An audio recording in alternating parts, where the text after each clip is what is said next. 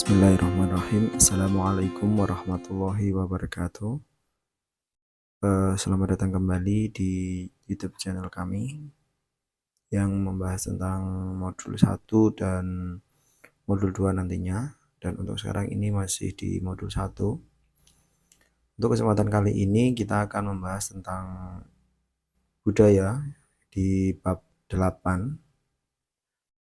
Nah, di sini kita membahas tentang Julgen Siganel Jigipsida, atau diartikan itu mari menaati waktu bisa masuk kerja, atau juga bisa waktu berangkat kerja. Ya, waktu berangkat kerja. Ya, bisa waktu berangkat kerja atau waktu masuk kerja gitu. Jadi kalau kita artikan per kata gitu ya, kita ubah dulu warnanya misal biru. Nah, di sini Julgen itu Julgensikan, lebih tepatnya itu waktu nggak kelihatan aja ya, waktu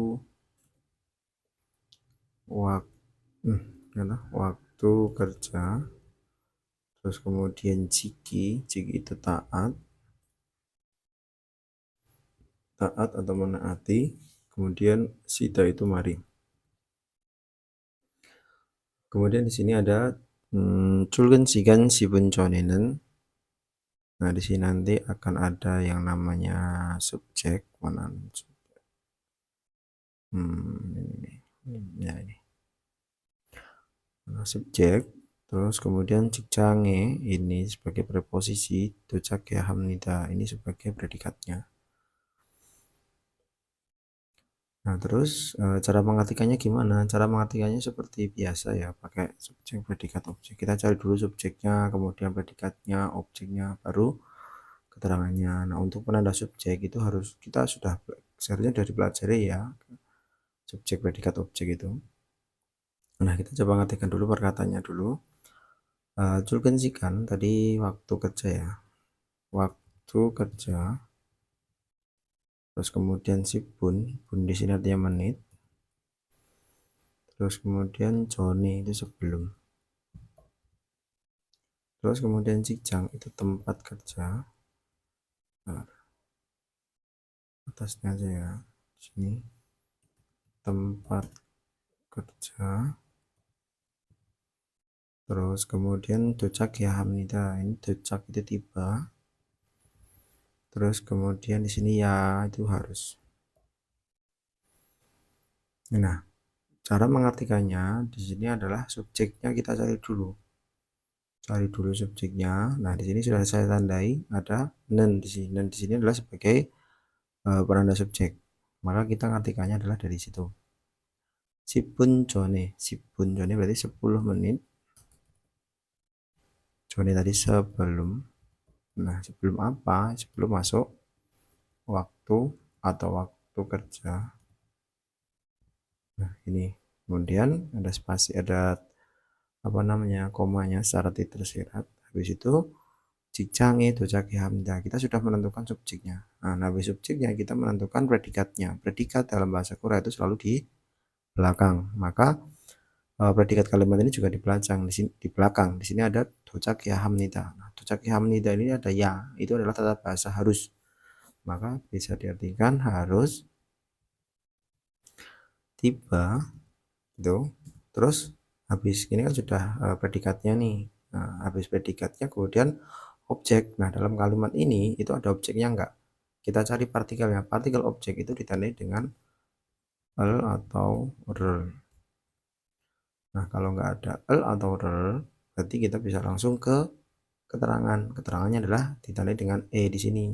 E preposisi cikcange, berarti di tempat kerja.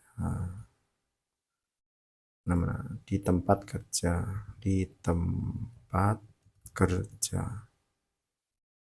Nah, terus kemudian kalimat selanjutnya, Julgen sigani ahop siramen. Sini saya tandai dulu. Mana tadi? Nah, ini Oke. Ahab si ramyon ini menjadi penghubung. Julken si gani berarti di sini ada subjeknya di sini. Terus kemudian yaitu si sosi puncem tucak ya hamnida. Di sini ada cem, itu menjadi keterangan nantinya. Kemudian tucak ya hamnida. Di sini adalah predikatnya. Oke, kita lanjutkan. Karena di sini ada myon. Nah, ada myon. Myon itu kalau dalam sebuah apa namanya? Ya dalam bahasa Korea itu ditandai dengan sebagai penanda penghubung kalimat yang artinya itu kalau.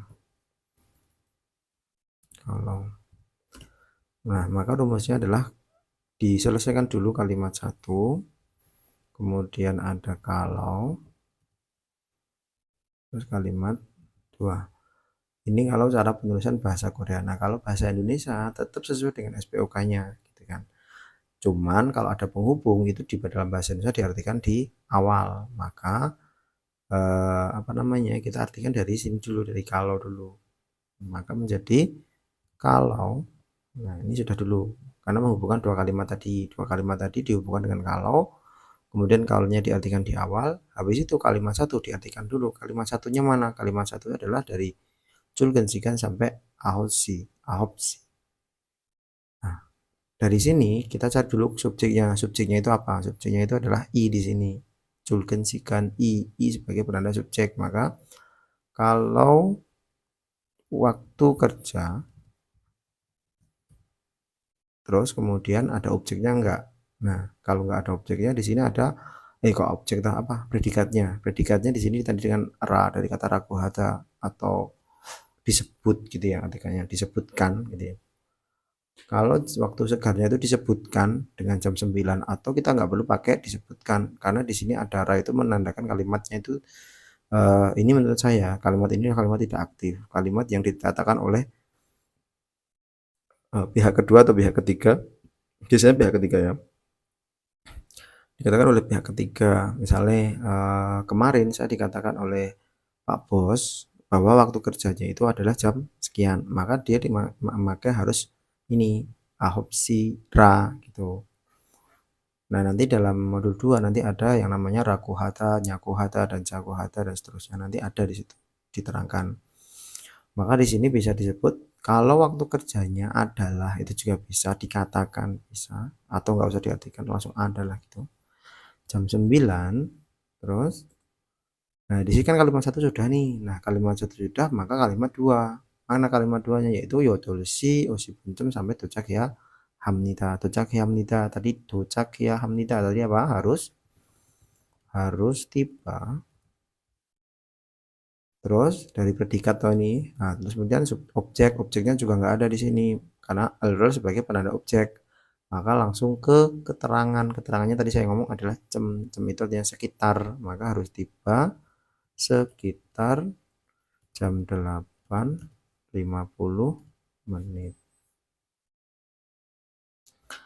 Terus selanjutnya yang terakhir Griko. Nah, kalau Griko, setiap ada kata Griko, Gromyon, Gronde, Kronika, dan seterusnya itu diartikan paling awal. Ini adalah menghubungkan dua kalimat, dua apa namanya, per titik. Ini yang namanya apa ya, kalimat atau apa gini yang diakhiri dengan titik. Nah, biasanya itu kalimat yang dihubungkan dengan Griko antara depan dan belakang atau sebelum dan sesudah Griko itu kelanjutannya atau masih ada hubungannya, masih ada kaitannya, karena dalam bahasa Indonesia itu berarti bisa diartikan dengan dan atau kemudian gitu ya, bebas, bisa kemudian bisa dan gitu. Dan misalnya ya, dan terus kemudian iral jun miral hanan kosi jusmnita. Nah, ini kita belajar tentang ini perubahan apa namanya, kata benda menjadi kata kerja ya di sini ya. Kata kerja menjadi kata keterangan.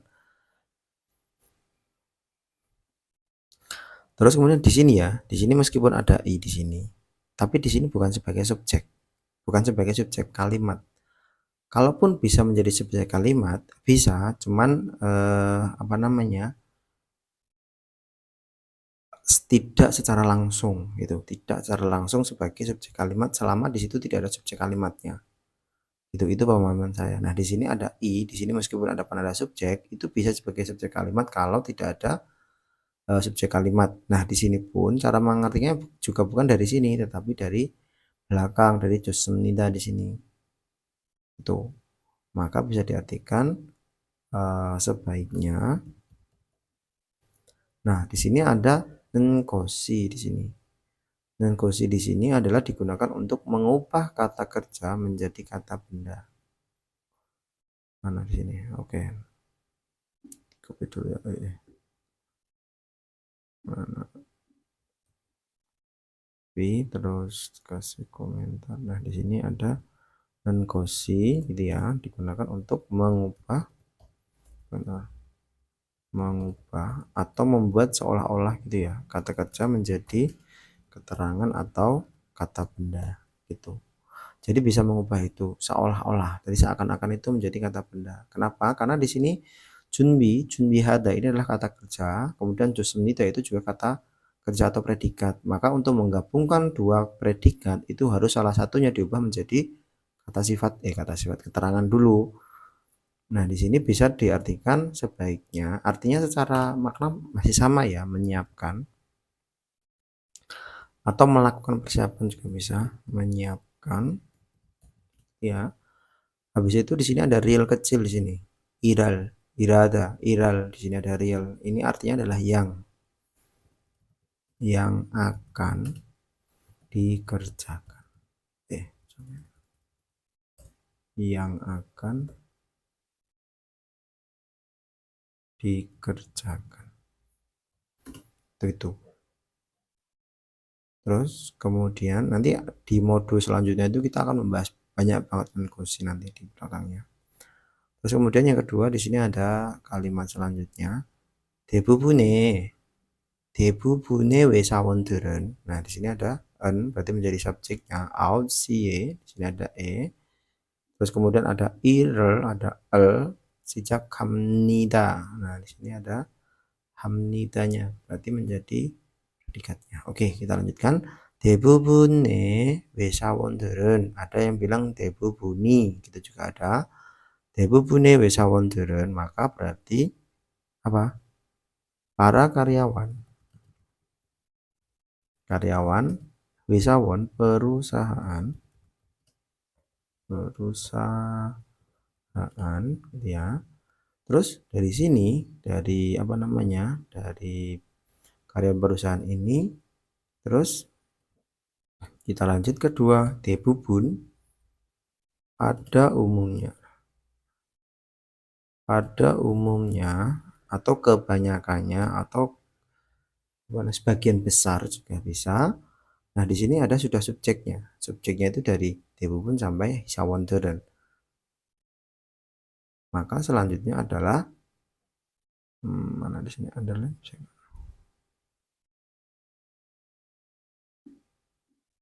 nggak bisa mana nih, langsung aja.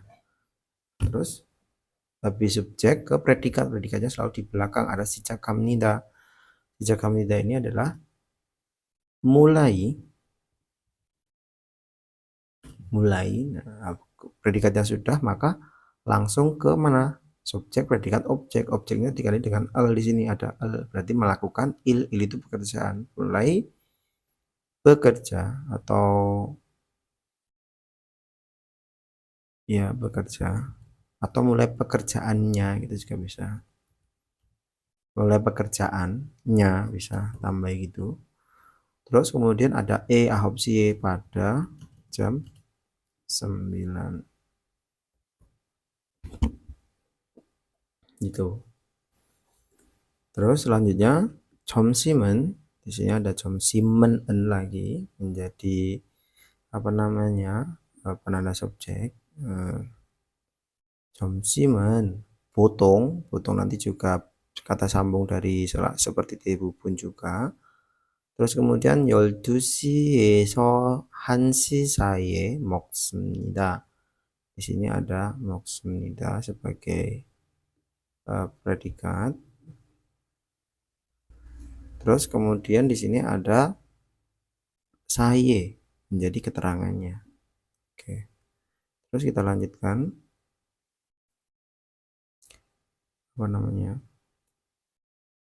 점심은, nah ini di sini ada beberapa yang mengatakan ya, ada 점심은 먹고 itu makan siang, atau 점심은 sebagai kata keterangannya siangnya gitu ya.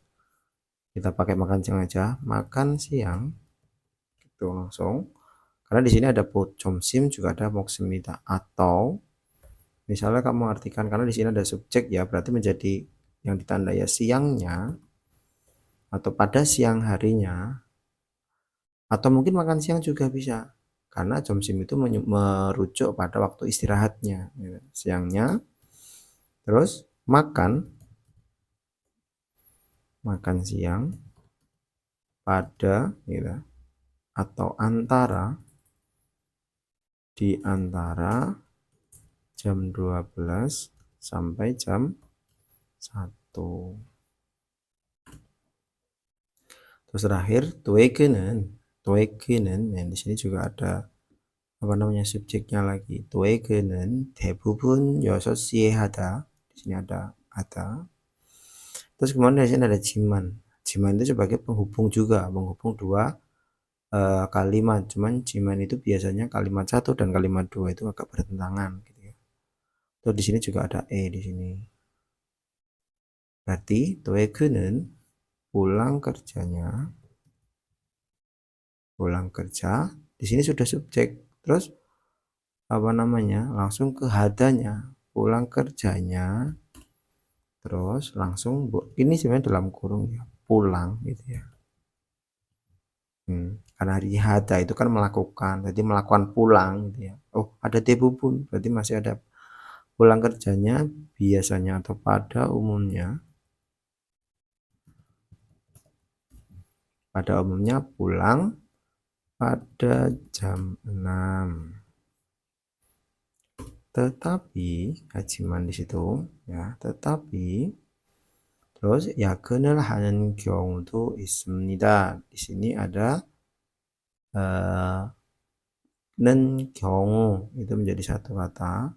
Terus 있습니다 ada. Berarti tetapi ada juga di situ ada do di situ. Itu ada juga 는 경우 kondisi yagenhada lembur. Nah, di sini ya menurut saya di sini ada yagenhan 경우 itu adalah kata kerja, itu seolah-olah juga menjadi kata benar karena 경우 itu bisa kata ganti dari kot tadi ini mana. Nah, kot ini. Jadi ini sebagai pemahaman saya gitu. Atau misalnya di sini bukan nen ya, misalnya bukan nen. Ini juga bisa berarti ini tetapi ada juga kondisi yang melakukan lembur, itu juga bisa. Sama aja maknanya hampir sama. Nah, itu untuk pengertian bab berapa ini? Bab 8 ya, tentang munwa. Munwa itu budaya kalau misalnya ada yang belum tahu. Gitu. Budaya, kebudayaan atau budaya gitu. Budaya. Nah, itu seperti itu untuk pembahasan budaya kali ini. Semoga apa yang saya sampaikan bisa diterima dengan baik. Mohon maaf bila ada salah kata, salah ucap, salah dalam mengartikannya. Sekali lagi, di sini saya bukan untuk menggurui atau merasa pintar. Kalau misalnya ada beberapa kata atau kalimat yang kurang tepat dalam cara mengartikan saya, tolong kita diskusi bersama di kolom komentar atau mungkin bisa langsung gitu ya. Telepon, kalau telepon nggak bisa ya. WA apa namanya? Email gitu. Seperti itu gitu. Terima kasih. Selamat belajar, semoga teman-teman bisa mendapatkan apa yang teman-teman harapkan nanti ketika bekerja di Korea ataupun ketika nanti ujian bisa menambah ilmu dari yang saya dapat. Terima kasih. Assalamualaikum warahmatullahi wabarakatuh.